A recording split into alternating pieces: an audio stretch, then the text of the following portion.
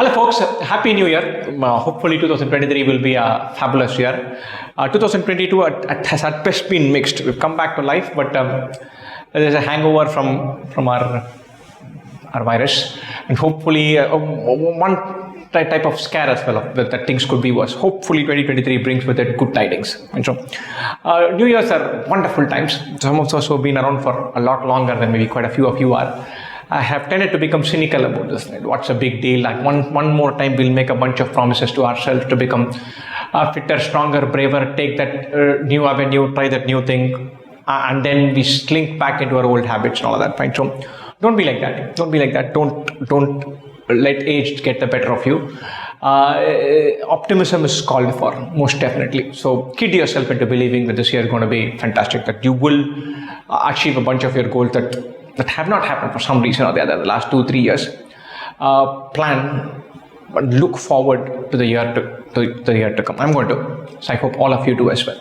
Those of you who said, look, at some point of time I have an MBA in my future, and it might be this year, it might be this year when I take CAT 2023, and therefore start off in 2024. Prepare with good enthusiasm. How to start preparing, how to do it wonderfully. I'm bored to death of saying this, repeating this over and over again. The 3 phases to preparation. One is basically the fundamentals, learning the absolute scratch and ideas, concepts sitting inside. Second is the drill. We're all getting geared for a competitive exam. Automaticity needs to get built in. We need to do some things without really processing it. That's where your brute force strength of doing something quickly gets built. That is phase 2, where your brain does things without getting out of bed. And so you'll be surprised at how many things you can run on autopilot once you've done them a bunch of times. You need to add more and more stuff onto that. That is super important.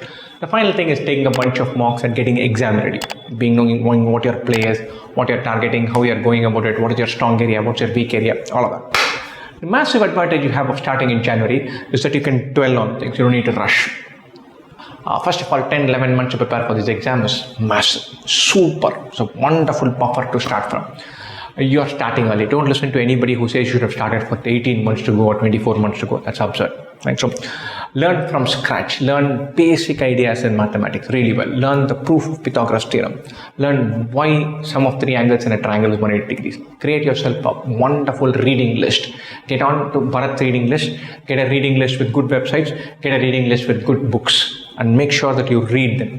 Build the reading habit. Forget CAT. Build the reading habit for the sake of building the reading habit. Starting early gives you these advantages. Define CAT preparation for large parts as a useful exercise for yourself without really worrying about what the outcome can be. All of us wanted to get into a good IIM, do well, have a great career, all of that. Yeah, true. No doubt about it.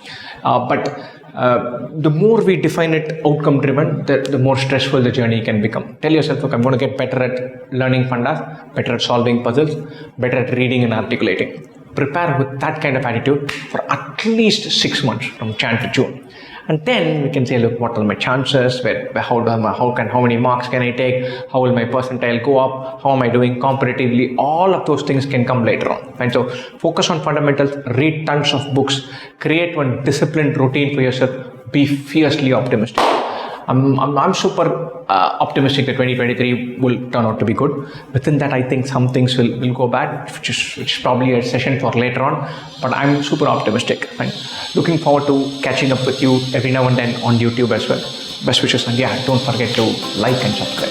Best wishes for that.